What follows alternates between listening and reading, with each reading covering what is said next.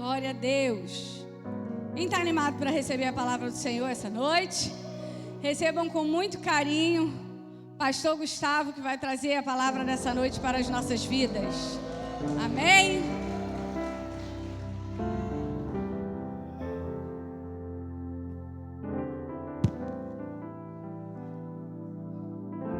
Posso falar? Olhe para o seu irmão do lado. Diga assim: Jesus vai voltar para mim. Porque tem momentos na nossa vida que parece que Jesus voltou para todo mundo, menos para nós. Existem alguns momentos que a gente está pensando que a nossa mente fica fabricando. A gente olha assim e fala assim: está acontecendo algo na vida do irmão, porque a gente repara. Eu não sei você, mas eu olho para a vida do irmão, mas eu não olho numa qualidade de querer mal ou de invejar. Eu olho para ver o crescimento, para ver o que eu estou fazendo de errado, para que a minha vida não avance, para que de alguma forma a minha vida chegue aonde Deus quer. Então, tende a gente a olhar para a vida do próximo, e quando tem bons olhos sobre a vida do irmão, a vida da pessoa que está ao nosso redor, a gente consegue fazer um parâmetro para a nossa vida e entender se estamos errados ou se era o tempo de Deus. Olha para o seu irmão do lado. Eu sei que é didático, é meio chato, mas olha para o seu irmão do lado assim: no tempo de Deus tudo vai acontecer. Diga para ele: Deus não atrasa. Diga: Deus não erra endereço. Diga: Deus conhece o teu nome. Diga para ele: Deus te fez. Então não existe nada, nem ninguém que possa parar o propósito de Deus sobre a tua vida. Então eu tenho que te animar essa noite a te dizer: Deus está te apertando, porque Ele não te quer desta maneira. Até porque Ele tem um propósito além da tua percepção. Ele tem um propósito além do que você está imaginando. E para Ele te colocar aonde você tem que estar, Deus vai precisar te apertar. Deus vai precisar diminuir o teu peso. Tem uns irmãos aqui, irmão, vou falar. Tem uns irmãos aqui que estão com peso avantajado. Tem uns irmãos aqui que estão ovelha cheia. Olha o que o Senhor fala: a porta é estreita, sim ou não? Então existem portas que têm a nossa silhueta, irmão, olha aí. E talvez a gente não esteja passando porque a gente está inchado demais. E aí Deus essa noite te trouxe aqui. Não é uma noite de bater, mas é uma noite de alinhar. Não é uma noite de sofrer, mas é uma noite de entender que Deus está exigindo algo, não somente da igreja física, mas da igreja pessoal, eu e você. Ele está exigindo um posicionamento diferente. Por quê? Diga, por quê? Porque eu e minha casa serviremos a Deus. Então começa contigo. Deus quer fazer a obra através de você. Então Ele precisa que você esteja nos moldes perfeitos, para que Ele comece a fazer a boa obra. Amém? Abra por favor a sua Bíblia em João, capítulo de número 19.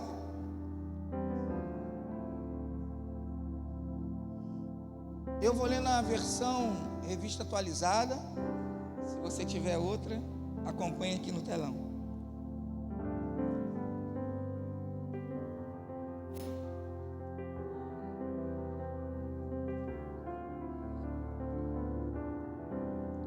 João, capítulo 20, versículo 19. Ou eu falei errado? Foi, né? Me perdoe. Isso.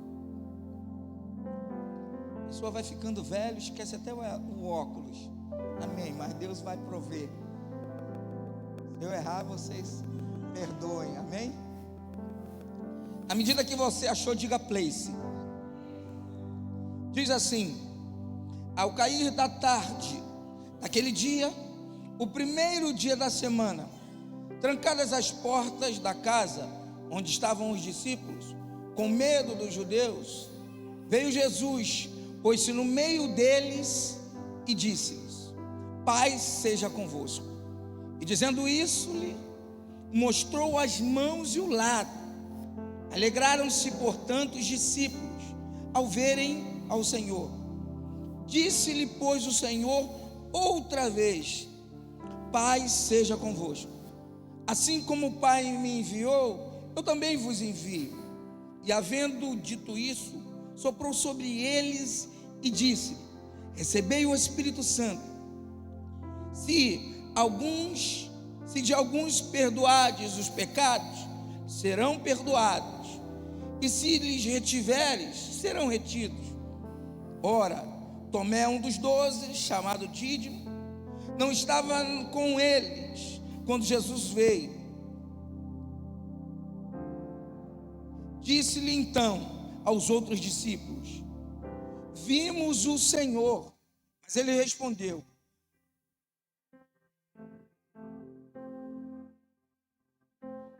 se eu não vir as suas mãos e o sinal dos seus cravos, e ali não puser colocar o dedo, e se eu não puser a mão no seu lado, de modo algum acreditarei. Feche teus olhos, não com a Bíblia. Vamos orar. Senhor, obrigado por essa noite, obrigado pela tua palavra. Senhor, eu já sinto o arrepio do teu Espírito.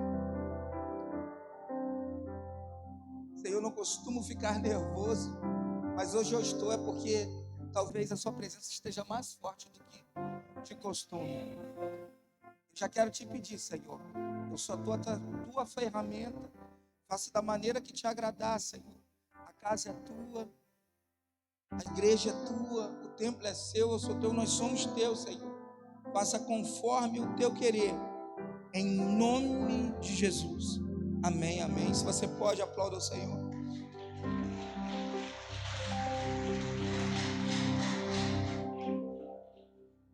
Esse texto nos revela um cenário. Esse cenário agora vai dizer que os discípulos estão em um lugar reunido, porque agora o mestre já não estava com eles. Agora existia uma palavra, existia uma promessa, existia algo que o mestre tinha semeado no coração deles. Porém, eles ainda, o texto nos sugere que eles ainda estavam temerosos, que eles ainda estavam duvidosos com a palavra que o mestre deu. Mas não porque a palavra fosse fraca, não porque a palavra não tivesse veracidade, mas porque o ser humano é temeroso. Nós, na maioria das vezes, estamos em situações, estamos em lugares, e às vezes esses ambientes que nós estamos nos rodeiam e nos fazem temer. Eu não sei você, mas tem dia que eu acordo e aí eu sinto, não sei você, se com você é assim, mas às vezes eu sinto que parece que Jesus está de longe. Quem já sentiu assim, irmão? Parece que Jesus está de longe. E eu não estou dizendo que você não é crente, eu não estou dizendo que você não conhece a palavra, eu estou dizendo que parece que Jesus agora está nos olhando numa terceira dimensão, meio que de longe. Parece que ele está só observando. Tem dia que você acorda, parece que Jesus está aqui, ó, no seu pescoço, irmão. Você faz qualquer movimento, o Espírito Santo te guia, te mexe, mas tem dia que parece um silêncio total. E você vem na igreja, você vai num ambiente onde tem crente, e você vê Jesus chegando para o irmão, mas não vê Jesus chegando para você. E eu quero te dizer essa noite, Deus tem um tempo certo para chegar na tua vida. E se Ele te deu uma palavra, confia. Ele não irá te decepcionar. Mesmo que pareça, mesmo que o ambiente seja favorável, a derrota, a vitória é certa pelo nome de Jesus. A palavra diz que eles estavam agora, eu quero conjecturar com vocês, desolados. reunidos num ambiente que parece de prisão, porque às vezes a gente está solto, mas parece que está preso, irmão. Às vezes a gente está num ambiente que parece ser um ambiente aonde nós vamos perecer, aonde nós vamos morrer, e nós olhamos para as coisas, para as situações e falamos: será que Jesus não vai vir? Será que Jesus não vai chegar? Mas eu consigo observar algo extremamente importante nesse texto. Nesse texto vai revelar um grupo de pessoas que esperam Jesus, diga amém. Mas nesse texto, esse capítulo, vai revelar também pessoas que vão ao encontro de Jesus. E eu quero te dizer que muitas pessoas vão esperar Jesus, outras pessoas vão ao encontro dele. E hoje você vai decidir se vai ficar esperando o mestre chegar, ou se você vai em direção a ele. E eu quero te animar que um grupo de pessoas esperavam em casa, temerosos que o mestre voltasse, porque ele deu uma palavra. Porém, uma mulher estava sentada à porta do sepulcro, porque dependendo da terra do seu coração, a sua semente pode germinar mais rápido do que outras. No coração dela não era uma planta de uma palavra que ainda ia gerar. No coração de Maria já estava gerado: ele é o Messias, ele é o enviado, ele é o Filho de Deus, ele é o meu Deus, e eu vou ficar aqui até que ele volte. Então eu quero te animar, que se ele te deu uma palavra, se você tem uma palavra, não espere a palavra chegar, vá de encontro a ela, porque ele é o verbo vivo que desceu do céu para dizer para mim e para você: eu não te deixarei, se todavia o teu pai, a tua mãe se esquecerem de ti, eu, o Senhor, não te abandonarei. A palavra diz que Maria estava à porta do sepulcro, e diz que ela estava chorando. E eu já vou chegar no texto, mas o texto vai dizer que ela estava chorando. E eu quero te dizer que às vezes, olha para o seu irmão do lado, olhe para ele, olhe para ela, isso, dê uma olhada. Se ele não for muito bonito, olhe para mim aqui, isso. Olha o inimigo se levantando. A palavra diz que ela estava chorando. Mas Maria já tinha um tempo com Jesus, sim ou não? Sim ou não? Então eu quero te animar e te dizer e te alertar essa noite: o tempo de caminhada deixa a gente frio, irmão. Tem muita gente que caminhou com Jesus e perdeu a sensibilidade. E o fato de perder a sensibilidade gera no meu coração e no seu coração a desistência da volta de Jesus. Ela estava lá na porta por onde ele entrou, chorando. E talvez tudo o que Deus espera de mim e de você, é um quebrantamento. É de novo chorar por aquele que não veio para fazer você chorar, mas veio para trazer a sensibilidade ao seu coração. Porque Jesus não faz a gente chorar, ele traz a sensibilidade do nosso coração. Toda vez que você chora por uma promessa, você não chora porque ela te machuca, você chora porque ela te trará felicidade. Porque nem todo choro é por dor, irmão. Quer ver?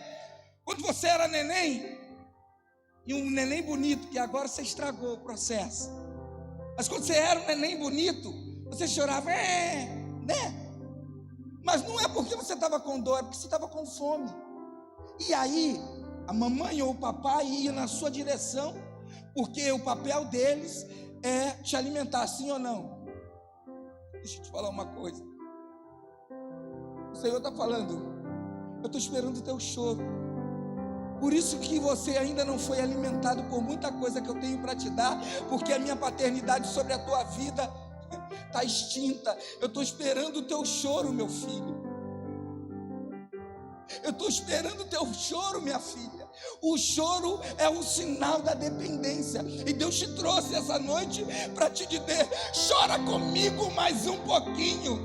Mesmo que todos que te olhem estão dizendo: Jesus está aí. Cadê o Jesus?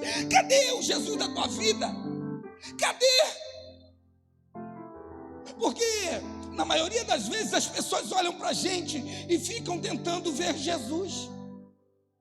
E quando elas não encontram, por conta do nosso não resultado imediato, elas tendem a nos questionar pelo presente. Mas o evangelho é futurista, irmão. O evangelho é fazer aqui para ganhar lá. Tudo que você está vivendo hoje é só o início do que Ele vai fazer você viver lá. E aí as pessoas tendem a nos falar: cadê o Jesus que você serve? Cadê o Deus que você serve? Porque Ele não entra com a providência? Porque você ainda está chorando? Mas deixa eu te falar uma coisa. Deus está construindo um cenário de choro. Diga: Deus está construindo com a minha vida um cenário. Porém, Ele é o ator principal. Entenda uma coisa, eu não sei se vocês conhecem um pouco do teatro, mas no cenário de uma novela, de um teatro, o ator principal, o ator que está na cena, é ele que aparece.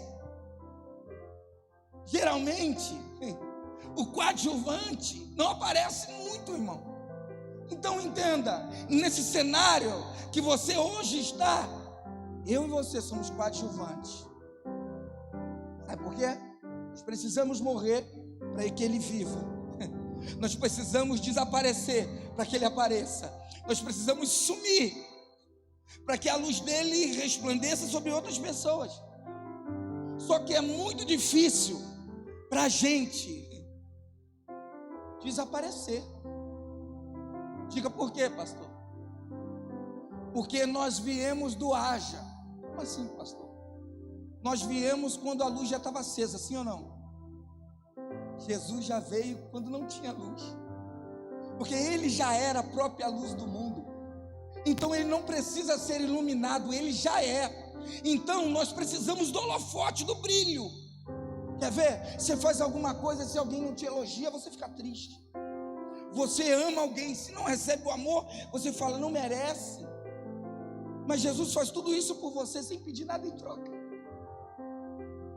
Então entenda uma coisa: nós precisamos entender que tudo o que está acontecendo nesse grande cenário já faz parte de um propósito maior. E às vezes você estar chorando vai ser um grande trampolim para aquele que está buscando. Talvez Deus tenha permitido ou está permitindo um cenário de choro para que o nome dele seja exaltado. Porque se eu perguntar aqui: quem quer ser instrumento de Deus, quem quer ser usado como instrumento de honra, você vai levantar a mão. Mas agora, se eu perguntar: Deus está chamando hoje pessoas para apanhar por Ele, você não vai querer, porque é natural que a gente fuja das pancadas e corra para o abraço. Mas o evangelho nunca foi de amor. O dono do evangelho é do amor. O evangelho é uma luta, irmão. É uma luta que eu e você precisamos travar diariamente. Imagine o cenário. Nós temos um capitão, e esse capitão dessa luta, esse grande general, esse grande homem, a qual eu e você temos referência, de repente desaparece. Eu não vou falar de política, mas há pouco tempo atrás, a maioria dos cristãos estavam querendo um certo presidente e outros não queriam. Se o presidente trocou Muitos de nós já ficamos aflitos, irmão. Imagine o próprio Deus desaparecer do cenário, irmão. Imagina, eles estavam ali guarnecidos pelo milagre, pelo testemunho, por tudo que Jesus fazia, quando de repente sumiu. Mas ele deixa uma palavra: bem-aventurado serão aqueles que não viram, mas vão crer. Então entenda, se já existe, você tem que tomar posse, porque talvez eu e você estejamos esperando um Deus palpável. Nós estamos parecendo, posso falar, irmão? Deixa eu molhar a palavra. Nós estamos querendo um Deus do Antigo Testamento. Como assim, pastor? Um Deus que a gente bota no ombro e carrega. Nós estamos querendo um Deus que a gente pode locomover ele para lá e para cá e ele atender sempre as nossas petições. Mas deixa eu te falar, Deus não se controla. O Deus que nós servimos, nós não podemos mandar nele, ele é Senhor, irmão. Então nós precisamos atentar para entender que chegou um tempo da gente tomar o nosso assento e começar a fazer aquilo que ele nos chamou para fazer. E às vezes dói você não ter a resposta do amanhã. Eu vejo chefe de famílias aqui, eu vejo cabeças de família aqui, e às vezes Deus fala algo para você, falando: ó, vai nessa força, faz isso que eu estou te falando. E a gente saber a resposta do amanhã. Deus está falando com alguém essa noite. Deixa eu te falar, se Ele te falou, Ele vai fazer.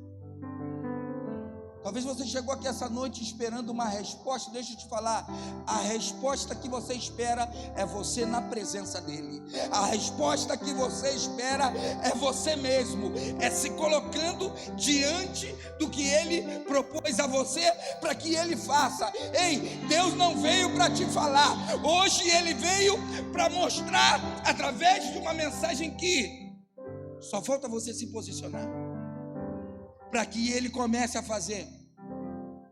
Porque também Maria se colocava numa posição de discípulo, numa posição de quem tinha Ele como mestre. E a palavra diz que no coração dela estava a certeza que Ele era o mestre. Eu quero começar te perguntando isso essa noite. Você tem certeza quem era o teu mestre? Sim ou não? Você tem certeza quem é o mestre? Você tem certeza da palavra que Ele te deu? Então por que está chorando? Por que quando você está passando por uma tempestade, você fica perguntando por quê? Por que quando tudo dá errado, você fica falando: Senhor, por que isso está acontecendo? Deixa eu te falar, na hora da prova, o professor fica de boca calada. Na hora da prova ele não dá cola. Na hora da prova ele se cala, porque ele quer saber o que você aprendeu. É natural que ele se cale para que você faça o movimento que ele já te ensinou. Então entenda, Deus não é injusto. Tudo que Ele está pedindo de você, Ele já te ensinou. Só que existe um tempo que a gente é bebê, que Deus tem que dar leitinho, comidinha na boca, Deus carrega no colo. Mas deixa eu te falar, posso falar? Você não fica criança para sempre. Você tem que ter a pureza da criança. Então chega um momento que a gente amadurece e outros filhos nascem, e o pai tem que dar atenção a quem chega, porque quem nasceu já aprendeu como caminha, porque o mestre é quem nos ensina como caminhar. O problema é que eu e você, eu vou me incluir nisso, em alguma das nossas áreas nós queremos sempre ser o bebê na fé, nós queremos sempre ser carregados por Jesus no colo. Na maioria das vezes, nós queremos que Jesus nos dê o papá na boca, irmão. Mas eu não estou falando que isso seja ruim e que nem Jesus possa fazer isso. Ele tem todo o poder para tudo. Só que a colher está em cima da mesa. Você já está à mesa. Será que Jesus tem que sempre se preocupar em te dar comida onde a mesa já está posta, irmão? Já está tudo ali, o talher está ali. Do lado direito é uma coisa, da esquerda é outra. É só se alimentar. Mas a gente cisma em ser bebê. Voltando ao texto, essa mulher chorando. E o que mais me deixa pensativo nesse texto é que, na maioria das vezes, quem chora sobre algo ou por alguma coisa que é muito importante não se distrai com outra. Eu tenho quase que a certeza, quando Maria estava chorando, ela estava de cabeça baixa. Porque, na maioria das vezes, o que a gente vê se conflita com o que a gente sente. Então tem hora, eu vou falar, Deus está requerendo da gente essa noite um ajoelhar, um se inclinar na presença, um fechar de olhos e só gravar no que Ele diz. Só que a oração, esse choro, eu acredito que é a oração também, mas esse choro de Maria foi tão forte que o que ela queria estava no céu ou na terra, irmão. Céu. Ela estava chorando. Só que enquanto ela chorava, a sua cabeça se levantava, até o ponto de ela estar de cabeça em pé de novo. Porque chorar não é problema. O problema é continuar chorando de semblante baixo. Até que ela começou a chorar e logo a sua mente fabricou algo dizendo: abra-te. E ela abre os olhos. E aí quando ela olha, o sepulcro já não está do mesmo jeito. Por quê? Porque a gente precisa, vou te falar, a gente precisa mover com as nossas lágrimas, abrir portas que estavam fechadas. E quando ela olha para aquele lugar, diz a palavra que o mestre já não estava lá. A pedra havia sido removida e estava lá somente 2 anjos. E ela procurava aonde estava Jesus. O texto vai dizer que os anjos falam porque chora, porque procura aquele que não está mais aqui. É mais ou menos isso o texto. Só que o texto vai dizer que Jesus estava por trás de Maria. Mas o sepulcro não estava na frente, sim ou não? E por que Jesus estava atrás? Eu me perguntei quando li esse texto. Porque, na maioria das vezes, eu e você estamos diante da morte, diante daquilo que nos faz chorar, que nos faz sofrer. Então, tudo que Deus está querendo é que a gente se mova e se vire para onde está a nossa vitória. Enquanto você ficar preso, enquanto nós estivermos presos na sepultura, no que é morto, o que já ressuscitou e o que é vivo não vai chegar. O texto diz que, então, Jesus fala com ela. Ela então entende que é Jesus, Jesus conversa. E ela vai encontrar com os discípulos, e nós sabemos a história, e chegamos nesse versículo que eu acabei de ler, nesses versículos. Versículo 19 começa assim: ao cair da tarde daquele dia, diga, ao cair da tarde daquele dia. Sabe por que eu e você estamos chorosos? Porque a gente está preso na mensagem. O choro dura uma noite, mas a alegria, e quando a alegria vem de tarde? Porque nós estamos esperando a alegria de manhã. Mas entenda, tem hora que o Senhor decide chegar num horário que é oportuno para mim e para a sua vida. Então Ele decide não chegar de manhã, mas chegar de tarde. Então eu quero te animar essa noite e te dizer: Ele está chegando. Deixe tudo pronto, porque Ele vai chegar. O fato dele não chegar de manhã, não chegar no momento que você espera, não é que Ele não vai vir. É só que Ele está fazendo com que eu e você tenhamos um pouquinho mais de fé, um pouquinho mais de perseverança, um pouquinho mais de busca, porque Ele chegará. O texto diz então que era o primeiro dia da semana. Hoje também é o primeiro dia da semana, irmão? Sim? Domingo é não é, irmão? Eita! Já é tarde ou cedo, irmão? Já é tarde, né? Então eu quero te dizer quem está chegando. Você está no dia certo. Está tarde, tudo parece que não vai acontecer, mas deixa eu te falar, é hoje que Ele vai chegar. É hoje. Queriam te parar para você não estar aqui, queriam fazer de tudo para você não chegar, mas você chegou, você permaneceu, e Ele está dizendo: parece ser tarde, mas eu já estou chegando. E o texto diz que trancadas as portas. Por quê? Porque na maioria das vezes as adversidades fazem com que eu e você fechemos portas. Tem muitas portas que Deus fechou, mas tem porta que nós fechamos.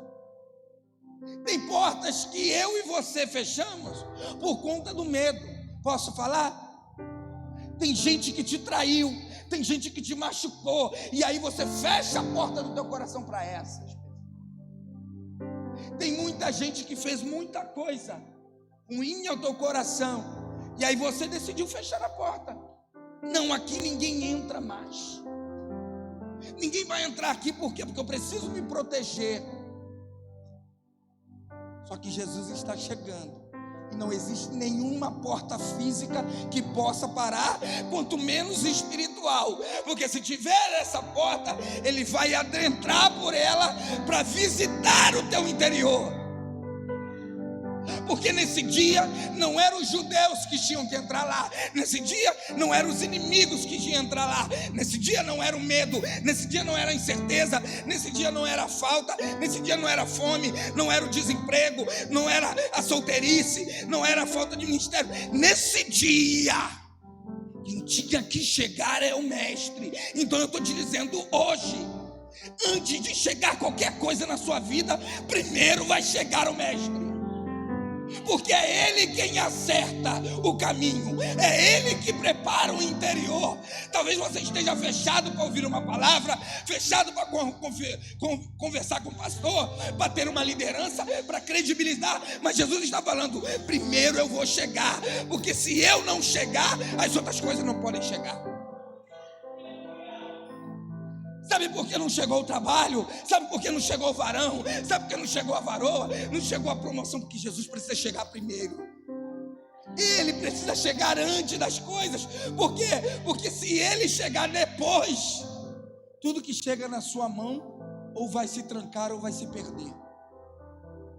Então Ele está chegando, e diz o texto que Ele entra e se põe no meio, trancadas as portas da casa onde eles estavam os discípulos de Jesus, com medo dos judeus.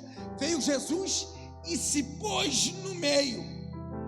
Deixa eu te explicar um pouquinho como era a tradição. Deixa eu olhar a palavra. Desde a antiguidade até agora, a sinagoga era feita assim: o rabino, quem era responsável em trazer a palavra, estava ao meio, bem parecido com como nós estamos agora. Só que fazia como se fosse um arco. Nesse ângulo, para esse ângulo, um arco. E quem trazia a mensagem vinha para o meio. Quem trazia a mensagem era alguém que sabia o que ia falar, que tinha certeza, que tinha habilidade. E ele chegava no meio, porque o meio, o centro, era um lugar de intimidade, era um lugar intimista. Olha o que o texto está falando. Jesus está voltando para a intimidade dos discípulos. Jesus chegou essa noite para te dizer: eu vou entrar na sua intimidade hoje. Eu vou entrar onde ninguém conhece. Eu vou entrar onde ninguém sabe, mas eu sei o endereço lá que eu vou entrar. Porque eu preciso de novo dar uma palavra. E não é uma palavra qualquer. É uma palavra específica para o momento que você está. Por quê? Não será um rabino qualquer. Não será um doutor da lei qualquer. Porque tinham homens que tinham autoridade para dar uma palavra para aqueles discípulos. Só que o tempo não era com a terra, o tempo era com o céu. Então Deus está chegando essa noite na tua intimidade para dizer que eu tenho uma palavra para você, e eu vou falar aonde ninguém pode falar. Eu vou visitar a intimidade. Sabe por quê? Porque você é o meu discípulo. E o ambiente estava hostil, irmão. O ambiente era de perseguição, era de morte, era de guerra, era de incerteza. É por isso que Deus decidiu visitar os discípulos, entrar na intimidade, porque lá fora a guerra era outra. Então, antes de você sair por essas portas, Deus vai te visitar hoje. Porque o que você vai enfrentar lá fora precisa de Deus visitar o seu interior por dentro. Precisa primeiro que Deus te visite na intimidade, para te preparar para o que você vai viver lá fora. E olha o que diz. Estavam os discípulos com medo dos judeus. Veio Jesus e pôs-se no meio e disse: paz seja convosco. Jesus visita a intimidade do discípulo para dizer: olha só, fica tranquilo, o Pai chegou. Meu Deus, Ele está dizendo: fica tranquilo, eu estou aqui. Se faltava paz na sua vida, se faltava alguma coisa, olha só, fica tranquilo, porque o que eu falei eu vou cumprir. Fica tranquilo que eu falei que eu vou salvar o teu filho. Fica tranquilo que eu falei que eu vou salvar o teu esposo. Fica tranquilo que eu falei que eu vou trazer a tua família. Fica tranquilo, eu vou mudar a história do teu trabalho. Eu vou mudar a história dos teus irmãos, da tua família. Fica tranquilo, fica na paz. E essa paz não é uma paz comum, é a Shalom, irmão. É a paz completa que só Ele pode dar. Então Ele está dizendo: em qualquer área que você tiver em dúvida se eu vou vencer ou não, eu estou vencendo e você está comigo. Ele está dizendo para mim e para você: não importa se o cenário é de guerra, nós já somos campeões. Não importa se eles quiserem matar a gente. Por quê? Porque o nosso reino não é nessa terra. Eles podem tomar a terra, mas o céu não. O céu é nosso. Então deixa eu te falar uma coisa: tudo que está aqui, todo o ambiente que parece desfavorável para a sua vida, não se preocupe, porque o que Ele tem lá é muito melhor. Eu sei que hoje você está renunciando, eu sei que hoje você está abrindo mão de muita coisa, e deixa eu te falar, Ele está vendo tudo. Ele está vendo. Ele vê quando as tuas amizades te largam. E na maioria das vezes, posso falar, é o próprio Deus deixando elas ir embora. Porque Deus vê o que você não vê. Quando eles falam mal de você, quando você sai, quando eles são falsos, quando eles te vendem, quando eles te usam. Então não é você que está perdendo, é Deus que está te separando. Deus está fazendo uma peneira na tua vida. Ele está mudando, gente. Não tem como arrumar a casa sem mexer nos móveis. Sua vida parece uma bagunça, sua vida parece que está perdida, mas Ele tem que varrer, e tem muita sujeira que Ele precisa tirar.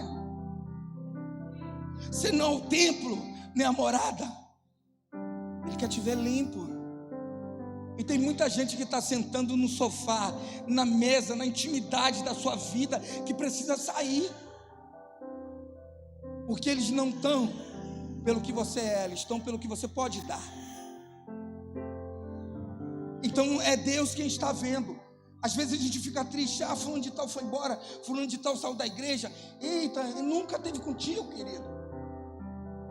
Nunca foi teu amigo, nunca foi teu discípulo, nunca foi fechado contigo. Era fechado com o que você podia oferecer. Você acha que Deus sabe menos do que nós? O problema é que a gente está segurando quem Deus já mandou ir, e está mandando embora quem Deus mandou segurar. A gente precisa ter uma maturidade de entender que é Ele que mexe no cenário. Às vezes Jesus não quer usar, por mais que você seja super crente, irmão, que você tem uma boa palavra, às vezes Jesus não vai salvar a tua família por conta da tua boca, vai salvar pela boca do teu amigo. Aí Jesus fala assim: salve o teu amigo, que teu amigo vai ter uma entrada com a sua mãe, vai ter uma entrada com o seu pai. O problema é que a gente quer ensinar a Deus como trabalhar, e Ele sabe como trabalhar. A gente está procurando, olha só, a gente está procurando um jeitinho. E vou te falar uma coisa, é desde a antiguidade, irmão. Olha o que Deus fala para Abraão: sai da tua casa, sai da tua parentela e vai para o lugar que eu te mostrarei. Você será pai de multidões. Sara vai gerar. Eu, coroa, mestre. Senhor, eu, velhona, vou gerar. Aí o que Sara faz? Dá um jeitinho. Deixa eu te falar, Deus não precisa de jeitinho, não precisa de ajuda, não. Deus não precisa de ajuda, Ele precisa de servo. Se Ele quiser ajuda, Ele desce sozinho. Pai, Filho e Espírito Santo. Quando Ele entende que Ele tem que descer na sua amplitude, no completo, Ele fala assim: vamos lá, vamos, desçamos e confundamos. Não foi assim que Ele fez com o Torre de Babel? Posso falar? Se você está achando que a tua vida está confusa, é porque Ele está acabando com Babel. Babel vem de Babilônia. Então Ele está acabando com a Babilônia, com a multiplicação de fala, de entendimento errado. Então Deus decide descer e bagunça tudo, porque Ele não quer te perder. Então Ele vai fazer você falar diferente de outras pessoas. Você vai começar a ter um contato, uma fala diferente. Eu me dava tão bem, não dou mais. É Deus confundindo a língua do Tandera, confundindo a língua do Satanás. É Deus te livrando. A gente se dava tão bem, Deus tirou. A gente era best friend, Deus quebrou. Entenda, irmão, você não era nada, você só era o instrumento aonde as pessoas te escoravam. E aí Deus vai remover. Não sei porque eu estou indo para isso, mas Deus vai remover pessoas que não deveriam estar na sua vida, situações, coisas que não deveria, porque Deus tem um propósito. Deus tem um calçado para você, diga amém. Mas Ele vai ter que remover a pedra, porque se Ele te der um calçado com a pedra, machuca o pé, irmão. Então Ele tem que remover a pedra. Mas na maioria das vezes nós estamos apegados na pedra. Tem tanta gente que, eu vou falar, tem uns demônios de estimação, irmão. Jesus fala: para com isso. Ela continua. Para com isso, ele continua. Eu fico falando: meu Deus do céu. Está apegado a coisas, está apegado a situações. E Deus está falando essa noite: eu vou remover. Quem tem que ficar, vai ficar. Quem tem que sair, vai sair. Porque essa obra não é da terra, essa obra é do céu. E eu não estou falando de igreja, eu estou falando desta obra, essa obra chamada sua vida. Deus vai precisar mexer. E não fique triste se pessoas que você estimar forem embora. Você pensar que perdeu, eu vou te animar. Você nunca ganhou. Porque Deus fala: as ovelhas que meu pai me deu, nenhuma se perde. Então, se Deus já deu pessoas para caminhar contigo, fique tranquilo, que elas não vão se perder.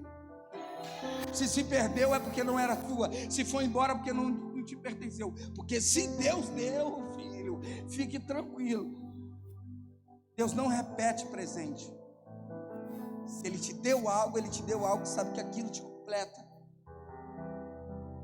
O texto vai dizer, continuar: a paz seja convosco.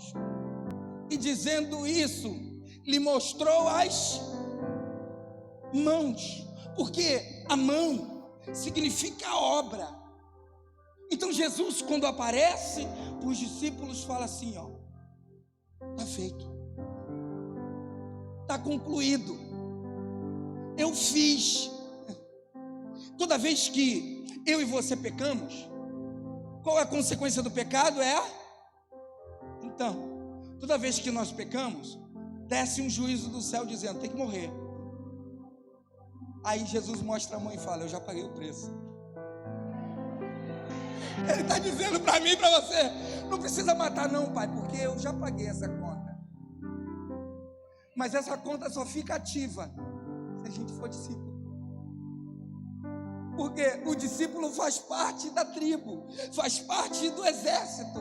E Deus só pode comprar o seu barulho, se é que só pode comprar, se você tiver na qualidade de discípulo. Porque quem não é com nós, é contra. Enquanto a gente ter Jesus como nosso adversário, as coisas não vão acontecer. Porque Jesus nos quer como apoiadores, não como adversário. E aí, Jesus no texto mostra a mão e diz, ó, está pago. E tem hoje uma hipergraça, que as pessoas se apoiam que já está tudo pago. Já está tudo pago, eu posso fazer o que eu quiser, porque Jesus já pagou o preço. Eu sempre uso esse exemplo, e eu quero dividir com vocês. Quando você compra lá uma coisa no banco, irmão, faz uma dívida, não consegue pagar, seu nome vai para o SPC, sim ou não? Serasa, sim ou não, né? Depois de 5 anos caduca, não caduca? Caduca sim, irmão. Caduca nessa atmosfera, na primeira atmosfera, que é a do banco. Então só vamos entender. Se você for lá no Banco Central, está lá, deve 5 mil. No banco aqui você não deve mais nada, mas no Banco Central você deve. Então entenda uma coisa.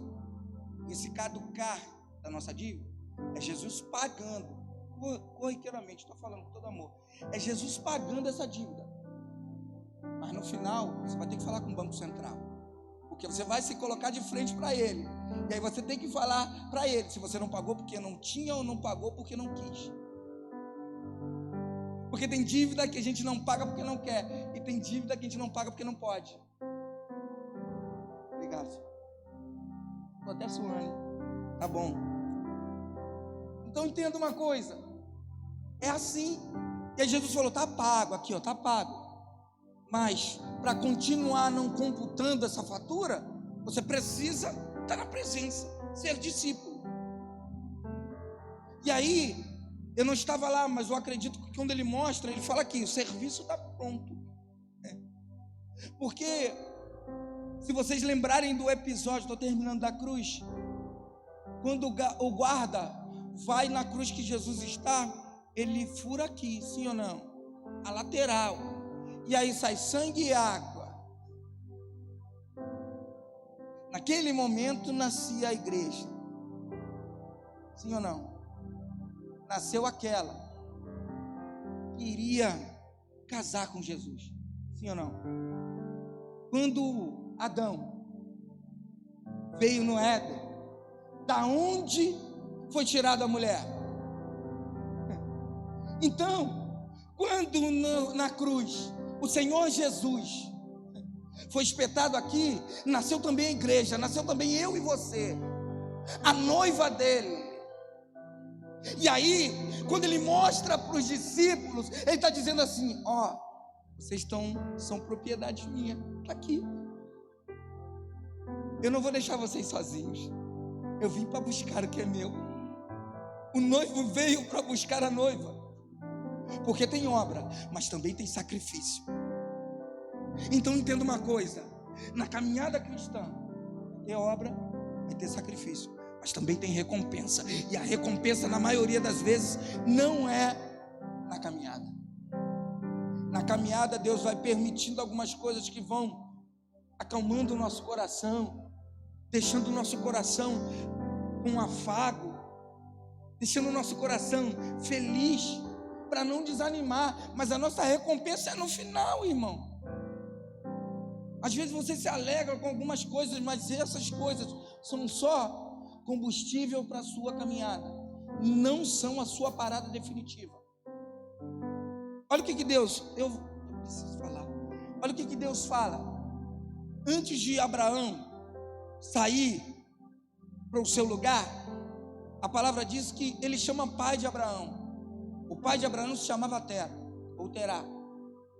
Diz a mensagem que ele também ia para o lugar da promessa, só que no meio do caminho, diz a mensagem que ele encontra uma cidade, e essa cidade é agradável. Eu estou conjecturando e falando de uma maneira mais comum, NTLH. Ele encontra essa cidade, E nessa cidade que tem o nome do mesmo do filho dele, o mesmo nome do filho, nessa cidade ele morre.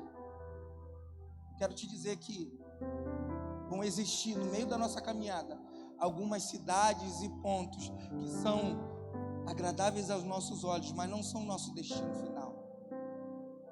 Se você se der atenção a isso, você vai morrer no meio do caminho. E Deus não quer que você morra no meio do caminho, porque se você morrer no meio do caminho, Deus vai chamar o teu filho. A intenção é que Deus faça você chegar onde você quer, mas se você não chegar, Ele vai usar o teu filho, Ele vai usar o teu neto, porque o propósito é chegar ao lugar da promessa. E aí agora, nesse mesmo contexto, Jesus mostra, Ele diz, mostrou a mão e o lado, e aí diz que eles se alegraram, porque quem entende a palavra, quem está linkado com Deus, quando o próprio Deus fala, se alegra. Então deixa eu ver um sorriso nos teus lábios. Isso, você está alegrado, não está? Você deveria estar alegrado, sabe por quê? Porque Ele hoje está te mostrando aqui dentro da palavra dEle, que já teve obra e já teve sacrifício. Então se alegraram, portanto que eles precisavam ver o Senhor. E talvez a sua pergunta interna seja de muita gente: mas eu não estou vendo Jesus. Eu comecei dizendo assim para você no texto: eu não estou vendo Jesus, pastor, eu não consigo ver Jesus. Irmão, só de você acordar todo dia, Jesus já está mostrando que Ele está aí. Passamos por uma pandemia, muita gente se perdeu, você está aqui, irmão. Quanta gente já morreu nessa enchente? Ontem tem gente que morreu ontem. Hoje, quando você acordou, tinha gente que morreu. Deixa eu te falar, existem livramentos invisíveis que você não consegue entender. Deus está te livrando, está te guardando. O fato de você não ver Deus da maneira que você queria ver, não é que Ele não exista. Ele é um Deus de multiforme graça, ou seja, Ele está fazendo um movimento múltiplos para dizer que Ele é Deus na sua vida. Quantos casamentos acabaram? Quantos relacionamentos não existem mais? Quantas famílias foram desfeitas? Quantos pais perderam filhos? Quantos filhos perderam pais? Quantos amigos perderam? Isso é sinal. Se você hoje ainda está com o que você tem, dê valor, porque isso é sinal do amor de Deus. Quer ver Jesus? Olha para sua esposa, olha para o seu esposo, olha para o seu filho, olha para o seu ministério, olha para o seu emprego, olha para a sua saúde, olhe, porque Jesus está lá. Ele está se manifestando dizendo: eu não sou como você, eu não vejo como você vê, eu vejo diferente. Avance mais um versículo, terminando. Disse-lhe, pois, Jesus outra vez: a paz seja convosco. E eu fiquei me perguntando por que Jesus diz duas vezes: a paz seja convosco. Porque a primeira paz, quando chega ao nosso coração, ela tem o papel de limpar. Essa paz, ela tem o papel de fazer com que a terra do nosso coração seja limpa. Quem conhece um pouquinho de agricultura sabe, você não sai jogando a semente. Você primeiro tira as pedras, não é isso? Prepara o terreno para depois semear, sim ou não? Então essa primeira paz era para remover tudo que gerava dúvida no coração dos discípulos. E essa segunda paz era para semear tudo aquilo que eles não tinham. Então Jesus está falando comigo e com você essa noite.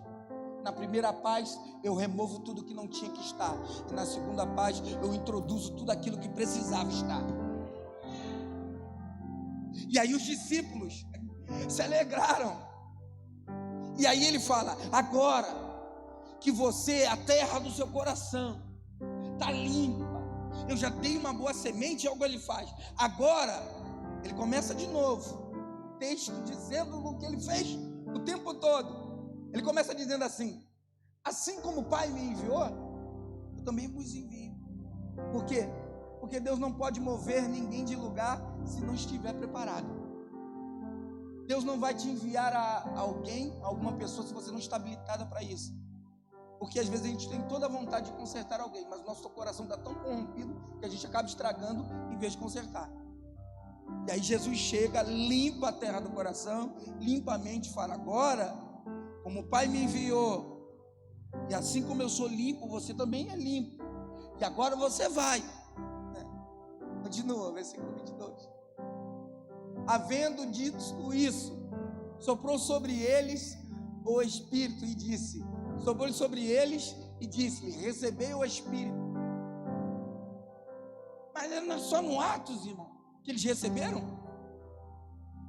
Por que agora o Senhor recebeu o Espírito? Por que agora ele sopra o Espírito sobre? Bota aí Gênesis capítulo 6, versículo de número 3.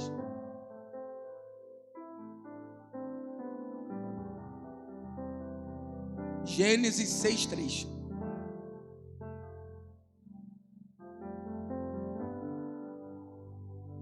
Então, disse o Senhor: o meu espírito não mais agirá para sempre no homem, pois este é carnal, e seus dias serão 120 anos. O pecado inicial reduziu o tempo de vida, porque o povo era desobediente, sim ou não? Agora Jesus chega num outro cenário, onde o povo é obediente, e Deus sopra de novo e fala: agora é para a eternidade. Você entende? Que o cenário mudou. Então agora Deus deposita sobre os discípulos um espírito de eternidade. Então, irmão, se existe alguma coisa sobre a minha vida e sobre a sua que está interrompendo, nos deixando em dúvida, possivelmente é um espírito terreno, é um espírito momentâneo, é de coisas para agora, porque o nosso espírito tem que ser regido pela eternidade. Nós temos que ser regidos pela promessa que Ele nos deu. Eu e minha casa serviremos a Deus. Vocês estarão lá e sereis minha testemunha. Ele vai dizer. Ele está dizendo: agora vocês estão habilitados para o propósito. Você também chegou essa noite aqui. Talvez você nunca tenha lido isso, talvez você nunca tenha visto isso, mas Deus está falando essa noite. Você já tem um espírito de eternidade sobre a tua vida. Por quê? Porque você decidiu obedecer, e todo aquele que obedece recebe, irmão.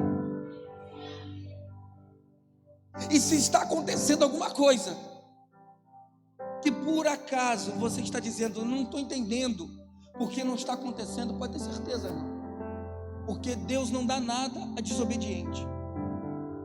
Se você se colocar, se eu me colocar numa posição de submissão, de obediência, esse espírito da eternidade, das coisas grandes, começa a governar no nosso coração, irmão. Eu vou te dizer: você não precisa correr atrás de emprego, o emprego corre atrás de você. Você não precisa correr atrás de cliente, o cliente corre atrás de você. Você não precisa correr atrás de amizade, as amizades te procuram. Você não precisa se preocupar com relacionamento, Deus prepara alguém para você. Se você tiver: eu quero me envolver, eu quero amigos, Deus vai preparar gente. Por quê? Porque Deus, vou falar, Deus ainda não te deu amigos, porque você não é amigo para ser amigo. Então talvez você se sinta tão sozinho, porque você não está no âmbito da obediência, e Deus não quer estragar um obediente que Ele já tem para andar contigo. Então Deus não permite que pessoas boas andem contigo para você não estragar. Então Deus está falando: se coloca que eu vou preparar pessoas. Está pesado o fardo? Está errado? Está doendo? Então se posiciona para ver se eu não alivio, se eu não troco contigo. É isso que Ele está dizendo. Se você ficar no campo da obediência, sou eu que vou mandar as bênçãos que vão correr atrás de você, meu irmão. Volta lá de novo, eu quero terminar.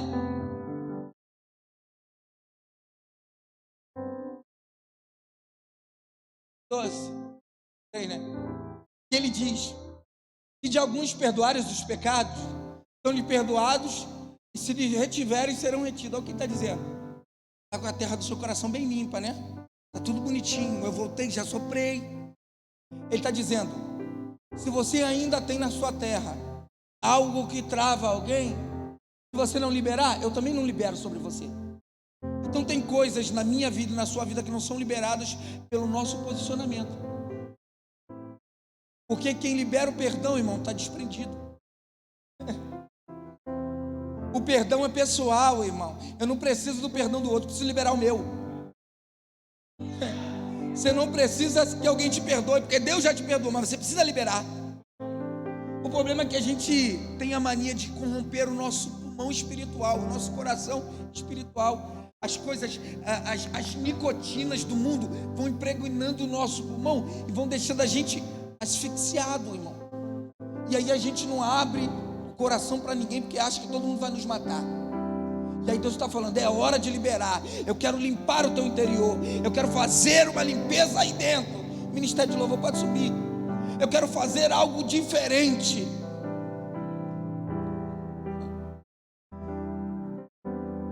Vai mais um, por favor. A palavra diz: ora Tomé, um dos 12, chamado Dídimo, não estavam com eles quando veio Jesus. Versículo 25. Disseram-lhe então os outros discípulos: vimos o Senhor. Mas ele respondeu: se eu não ver as suas mãos, o sinal dos seus cravos, e ali não puser o dedo, e eu não puser a mão sobre o seu lado, de modo algum acreditarei. O texto está dizendo? Está dizendo que existem pessoas que são discípulos de Jesus, que não terão a mesma experiência que você teve, que não terão o mesmo entendimento, a mesma intimidade. E como eles vão encontrar Jesus? Nas tuas feridas.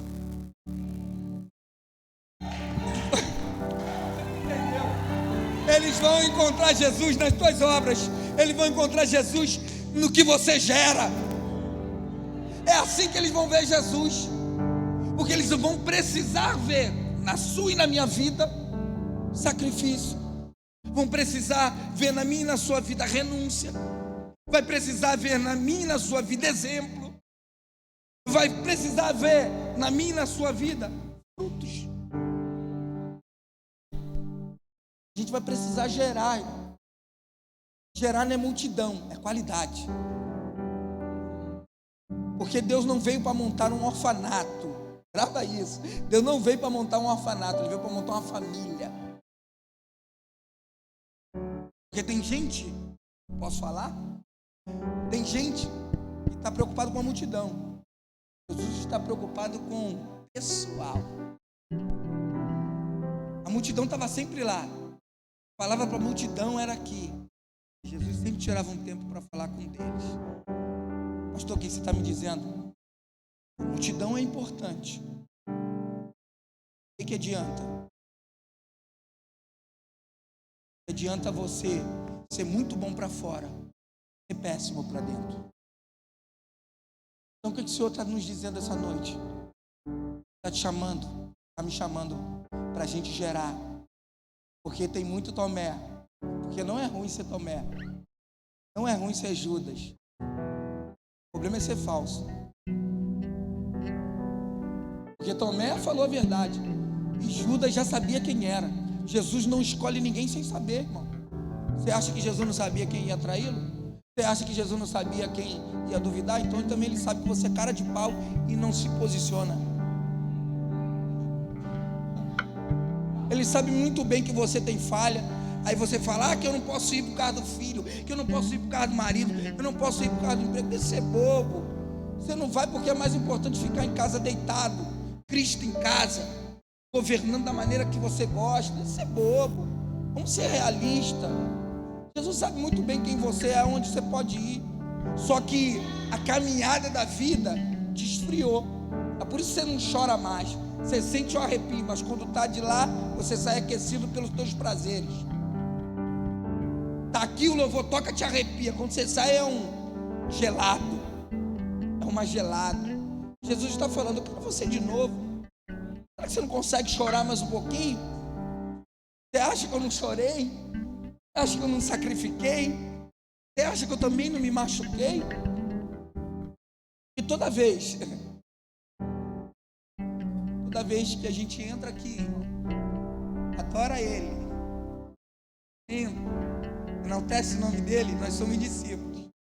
Quando a gente passa pela porta, vai embora, a gente se torna um discípulo, aquele que negou. Porque toda vez que você deixa de fazer aquilo que Ele te chamou, você está negando. A A gente lembra de Judas, todo mundo quer bater no Judas, todo mundo quer bater todo mundo quer bater no Tomé. A gente esquece que a gente está negando Jesus toda hora. Você nega Jesus quando ele fala para você amar aquele que te machuca. Você nega Jesus quando ele pede alguma coisa, solicita alguma coisa de você, e você decide fazer da mesma maneira. Deixa eu te falar, a gente está fazendo muita coisa que Jesus não gosta e está achando que está certo. Deus te trouxe essa noite chuvosa, irmão. Você poderia estar em casa, recebendo uma palavra de casa. Tem gente que está nos assistindo, e glória a Deus, a transmissão voltou. Mas deixa eu te falar, tem gente nos assistindo. Essa mensagem é para você também que está aqui, ou que está em casa. Deixa eu te falar uma coisa. Jesus quer de você mais do que você seja alguém que assiste. Ele quer que você dê assistência. Ele quer que você participe. Porque se o reino fosse somente para ele não fazia discípulos. Ele seria um rei que governaria e falava, é tudo dessa maneira. Olha o que ele fala: eu sou o rei, eu desci. E eu gosto de dizer que o ato estou um pouquinho atrasado, mas segura, irmão. O ato importante da cruz foi muito lindo, irmão. A cruz, ele morrer na cruz foi lindo. Ele ressuscitar foi mais lindo ainda. Mas para mim uma das maiores grandiosidades foi Deus, em toda a sua grandeza, diminuir,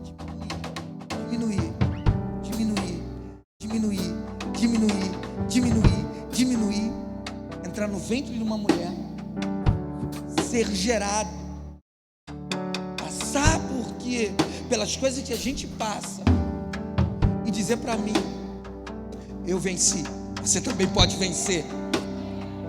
Ele veio para nos dizer: se você está passando por isso, se você está vivendo isso, dá para vencer. Mas não dá para vencer de qualquer jeito. Para vencer tem um protocolo. O protocolo é renúncia, o protocolo é sacrifício, o protocolo é santificação. Porque não dá para vencer se não treinar. Eu não conheço ninguém que tenha vencido sem treinar. E tudo que você está passando agora é um treinamento. Olha o que ele fala para Moisés: faça uma cópia de tudo que existe no céu. Então entende, o que nós estamos vivendo hoje, irmão, é um prelúdio, é uma antessala do que nós vamos viver lá. Porque hoje você está sentado numa cadeira, sim ou não? Amanhã você vai estar sentado no trono junto com ele, na mesa junto com ele. Então hoje você senta na cadeira duro, para amanhã você sentar na cadeira macia. Hoje você chora, para amanhã você sorri. Hoje você se submete, para amanhã ele falar: meu filho, minha filha, eu te amo, eu tenho prazer em ti, eu me adoro, eu te adoro. Ei! Vamos adorar a Deus, coloca de pé.